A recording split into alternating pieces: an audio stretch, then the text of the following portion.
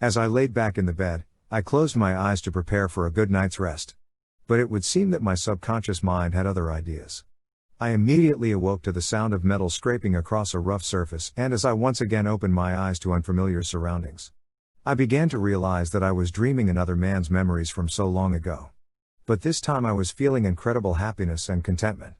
Even though I knew this was just a dream, the feeling was so satisfying I could not imagine ever wanting to leave this moment. There, sitting on my lap, was a young boy with his hands wrapped in cloth holding an unfinished blade. I was holding his hands above the wrist, moving the blade back and forth over a whetstone. Stopping momentarily, and flipping the metal to expose the polished side of the blade, revealed a mirror-like surface. As the young boy saw his reflection in the finished metal, I could see his eyes widen and a warm smile overcame his look of intense concentration. At that moment he turned to look up at me with a bright-eyed look of accomplishment. I couldn't help but be reminded of when I was a small child and my master would instruct me in the ways of our village. I felt I was passing my master's traditions on to his grandson. The immense pride that I felt doing this was overwhelming. I had to wonder, is this how my master felt about me? Is this how he created such a strong bond between us? I can only hope that I brought him the kind of joy back then that I am feeling right now. I could hear the shuffle of my sister-in-law's footsteps as she approached us from behind. She often looked on with pride as her young son developed the skills of a master sword maker just like his father before him. I can't imagine how much she misses my brother and the frustration she must feel not being able to share with him the memories of raising their child together. I would often hear her weeping at night after she puts the young child to bed. It is easy for me, in fact I'm grateful to be able to step into the role as a father figure for the young boy. It brings me such great joy whenever he calls me uncle.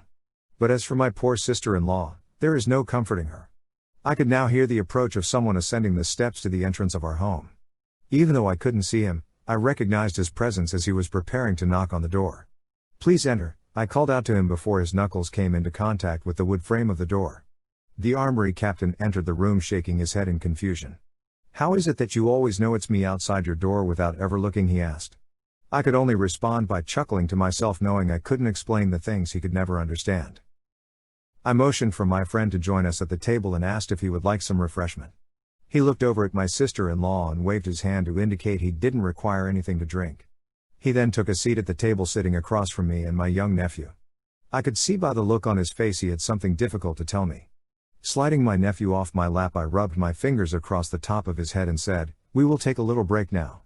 Why don't you go play outside for a while?" The young boy looked momentarily at the armory captain, then politely bowed and ran for the door with his mother following close behind. "Why the look of a man bearing bad news?" I asked. To which he responded, "I'm really sorry, I feel that I bring you bad news whenever I visit." In order to ease his discomfort, I warmly replied, "Please do not feel burdened by your message. You do not have the power to change the events taking place in the palace, you can only share your observations with me."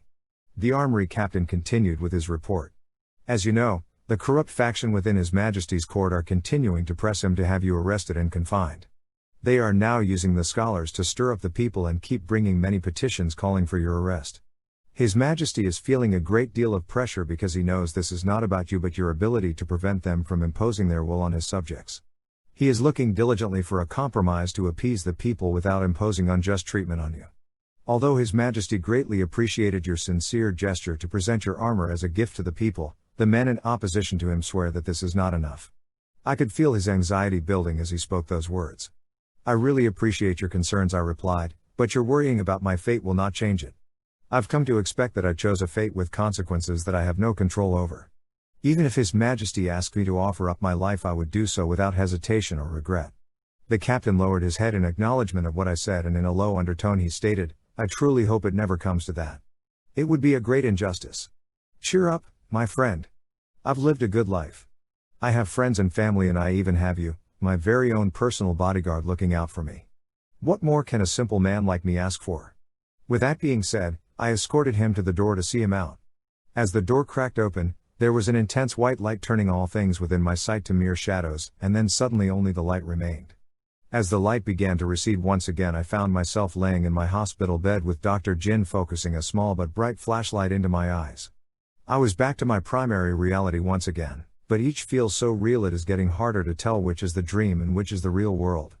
But strangely, I neither felt confused or concerned about seemingly living two lives.